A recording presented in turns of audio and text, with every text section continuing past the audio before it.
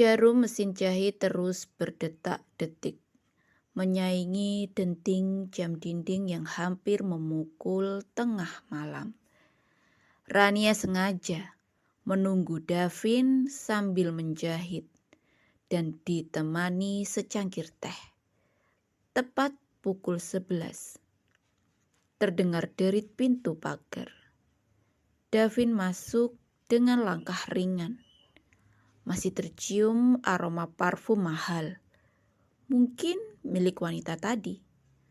Tanpa banyak kata, Davin menyelinap ke kamar mandi. Gemericik air memenuhi keheningan. Rania menekankan pedal mesin, menahan getar di dada. 15 menit kemudian, Davin muncul hanya dengan celana kolor. Rambut basah setengah kering, lalu menjatuhkan diri ke sofa ruangan tengah. Ponsel mahalnya langsung terangkat. Layar memantulkan cahaya kebiruan di wajahnya. Sesekali pundaknya terguncang kecil oleh tawa terendam. "Masih menjahit juga setelah aku kasih uang segitu banyaknya?"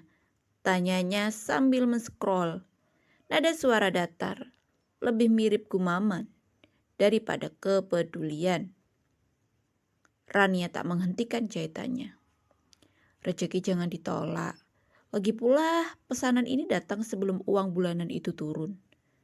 Janji harus diselesaikan." "Terserah kau sajalah." Davin mendengus samar. Jemarinya terus mengetik cepat. Notifikasi chat berbunyi lirih, diikuti cekikan kecil dari bibirnya. Seperti sedang membaca gurauan rahasia. Tanpa berpaling, ia mengangkat kaki ke sandaran sofa, mengambil posisi lebih nyaman. Seluruh perhatiannya terkunci pada ponsel. Rania menghela napas panjang, menekankan benang terakhir, lalu menggunting sisa. Rania menghela napas panjang, menekankan benang terakhir, lalu menggunting sisa jahitan. Di dalam kepalanya, kilatan gambar ciuman Davin di lobi hotel berputar seperti film bisu. Namun, deru mesin jahit yang berhenti mendadak membuat ruangan seketika senyap. Sunyi yang berbeda, sunyi yang syarat keputusan. Rania menekan ikon rekam di ponselnya. Lampu indikator kecil menyala merah. Ia berjalan pelan, berhenti di balik sandaran sofa. "Vin," katanya lirih, "siang tadi aku lihat kamu di mall. Kamu, ibu, Devi, dan seorang perempuan yang tidak kukenal. Setelah itu kamu dan wanita itu pergi ke hotel." Davin tak mengalihkan pandangan dari ponsel, hanya menggeser sedikit posisi berbaring. Terus gumamnya datar. "Siapa dia?" Rania menegaskan. "Kenapa kalian masuk hotel bersama?" Baru sekarang Davin menoleh. Seulas senyum tipis muncul aneh, nyaris sombong. "Pacar aku." Ia mengucapkan ringan, seakan menyebut menu makan malam. "Pacar?" Rania mengulang pelan, memastikan rekaman menangkap setiap suku kata. Rania menggenggam ponsel lebih erat. Dadanya naik turun menahan gelora, tapi suaranya tetap terukur. "Aku ini istrimu," ia menegaskan, tajam namun tidak meninggi. Davin menepuk layar ponselnya, lalu menutup aplikasi. Seolah percakapan Rania baru layak mendapat separuh perhatiannya. "Justru karena itu, lebih baik kau tahu kenyataannya sekarang." Ia bangkit kemudian menatap Rania. "Kita selesai nih ya. Sebentar lagi kau mantan istriku, bukan lagi istriku. Aku ceraikan kamu."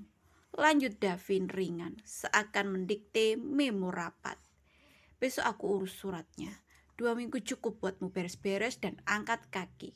Ingat, rumah ini aku yang cicil. Jangan mimpi harta gono gini.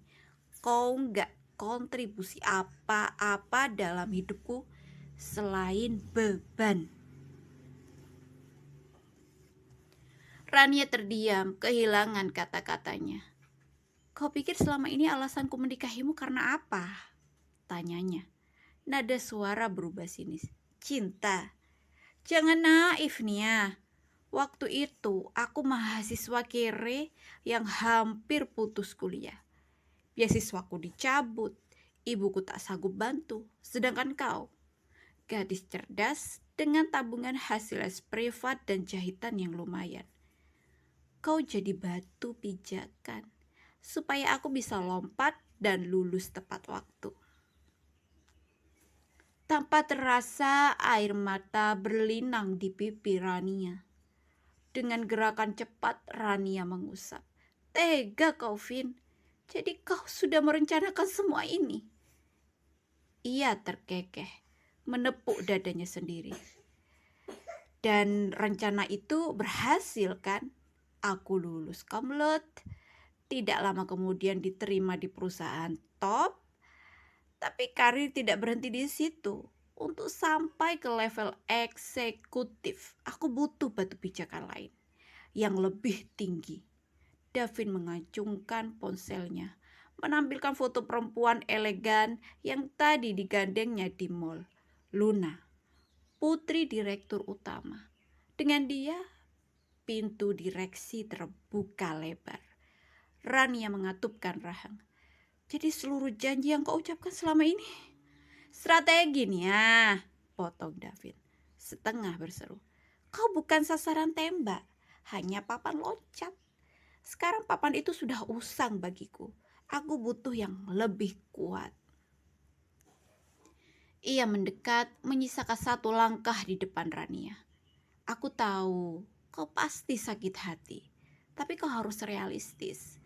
Dunia ini milik orang yang mau bergerak naik, bukan yang sibuk merajut kain sambil meratapi nasib. Rania terpaku sejenak. Lalu klik, ia menghentikan rekamannya.